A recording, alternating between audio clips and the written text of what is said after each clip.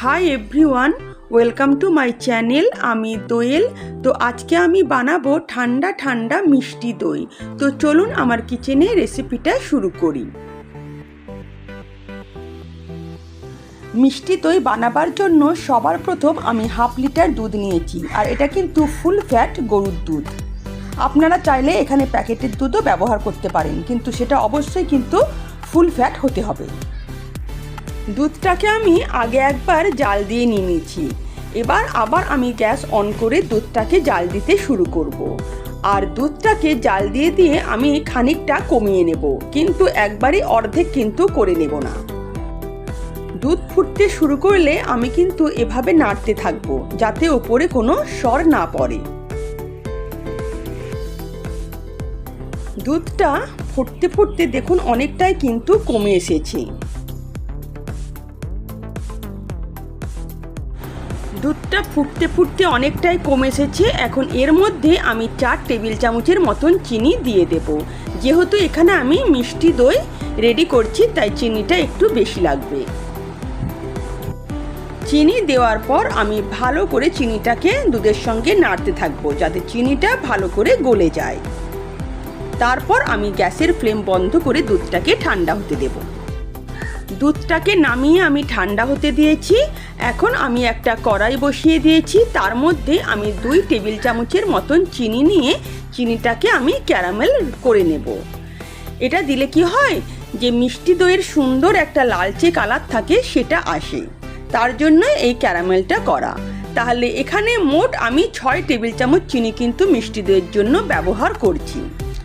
তাই হাই ফ্লেমে আমি চিনি দিয়ে কিন্তু প্রথমেই নাড়বো না। চিনিটা যখন অল্প গলতে শুরু করবে, তখনই আমি হাতা দিয়ে চিনিটাকে নেড়ে পুরো গলিয়ে নেব। এবং যে একটা বাদামি রং আসবে, সেই রংটা কিন্তু যখনই আসবে তখনই কিন্তু আমি গ্যাসের ফ্লেম বন্ধ করে দেব। কারণ খুব বেশি বাদামি হলে আবার তেতো হয়ে যায় ক্যারামেলটা। চিনিটা এবার গলতে শুরু করেছে, আর একটা হালকা বাদামি কালারও কিন্তু আসছে।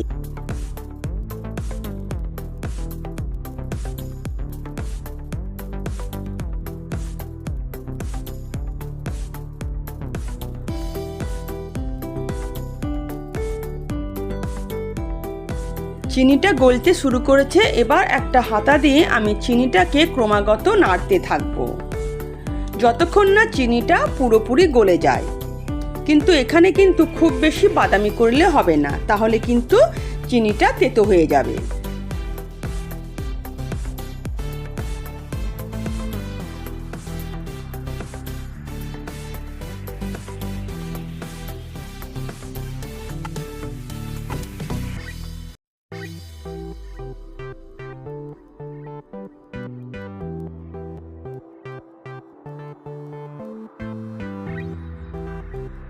চিনিটা খুব ভালোভাবে গলে ক্যারামেল হয়ে গেছে। এবার আমি গ্যাসের ফ্লেম বন্ধ করে দেব এবং এটাকে হালকা ঠান্ডা হতে দেব।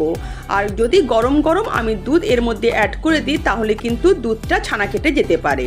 তাই এটাকে আমি হালকা ঠান্ডা করব, আর এর থেকে বেশি বাদামি কিন্তু আমি করব না।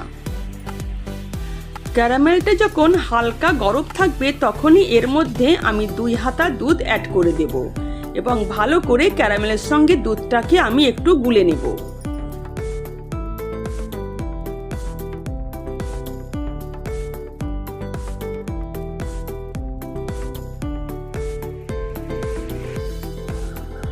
ক্যারামেল আর দুধটাকে ভালো করে এবার মিশিয়ে নিতে হবে। আর এটা কিন্তু একটু সময় ধরেই মেশাতে হবে, কারণ দুধের মধ্যে যখন ক্যারামেলটা পড়বে, তখন কিন্তু ক্যারামেলটা সামান্য একটু শক্ত হয়ে যাবে।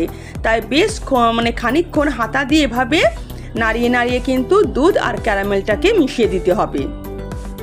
দেখুন কীরকম ক্যারামেলটা একটু শক্ত মনে হচ্ছে।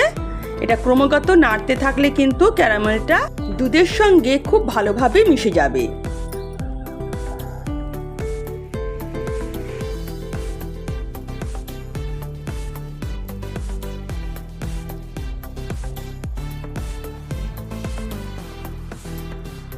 ক্রমাগত নাড়তে নাড়তে দেখুন ক্যারামেলটা দুধের সঙ্গে কিন্তু খুব ভালোভাবে মিশে গেছে।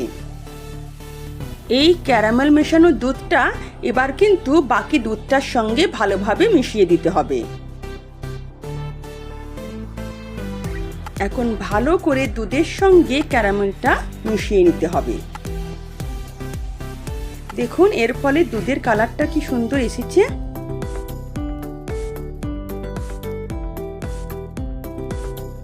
আর হ্যাঁ, আমার কাছে এরকম একটা মাটির ভাঁড় ছিল, এই ভাঁড়েই কিন্তু আমি দইটা বসতে দেব। আর দই সবসময় কিন্তু মাটির হাঁড়িতে বসালেই ভালো হয়, আপনারা চাইলে স্টিলের বাটিতেও বসাতে পারেন।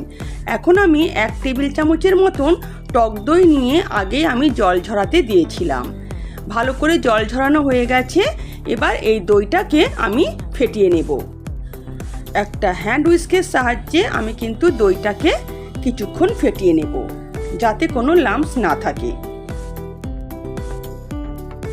আর হ্যাঁ, দইটাকে কিন্তু ফেটানোর আগে খুব ভালো করে কিন্তু জলটা ঝরিয়ে নিতে হবে। খুব ভালো করে দইটাকে ফেটানো হয়ে গেছে।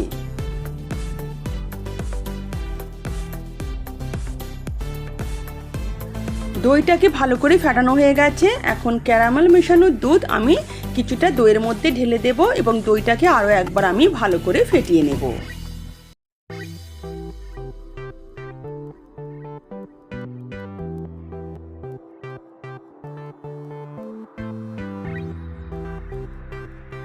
এখন এই ফেটানো দইটাকে আমি দিয়ে দেব এই ক্যারামেল দুধের মধ্যে। তার আগে দেখে নেব যে এটা কুসুম কুসুম গরম আছে কিনা। খুব বেশি গরম থাকলে কিন্তু হবে না, আবার ঠান্ডা হয়ে গেলেও কিন্তু হবে না দুধটা। তাই দুধটা কিন্তু যখন কুসুম কুসুম গরম থাকবে তখনই কিন্তু দইটা দিয়ে দিতে হবে এবং ভালো করে দইটাকে দুধের সঙ্গে মিশিয়ে নিতে হবে।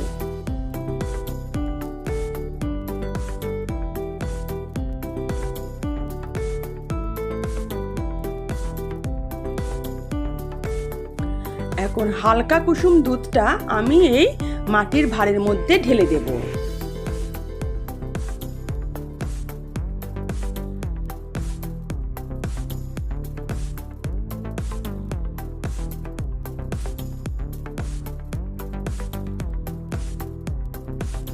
এখন এর মধ্যে একটা ঢাকনা দিয়ে দেব, তারপর একটা কড়াইয়ের মধ্যে এটাকে বসিয়ে তার উপর আরও একটা ঢাকনা দিয়ে এটাকে কোনো গরম জায়গায় আমি রেখে দেব এবং অবশ্যই আমি কোনো একটা তোয়ালে কিংবা কম্বল চাপা দিয়ে কিন্তু এটা রাখবো, তাহলে গরমে কিন্তু এটা খুব ভালোভাবে বসে যাবে।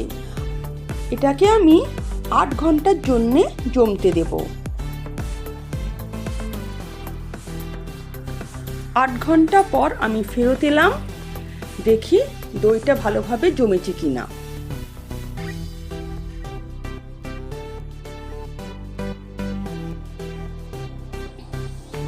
হ্যাঁ, এটা কিন্তু খুব ভালোভাবে জমে গেছে।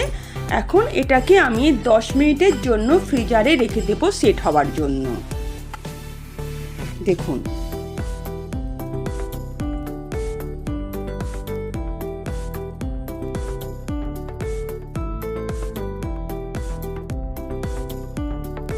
দশ মিনিট পর ফ্রিজ থেকে আমি বের করে নিয়ে এসেছি। এবার দেখুন দইটা কি সুন্দর জমেছে। এবার আমি ঠান্ডা ঠান্ডা দই পরিবেশন করে দেব।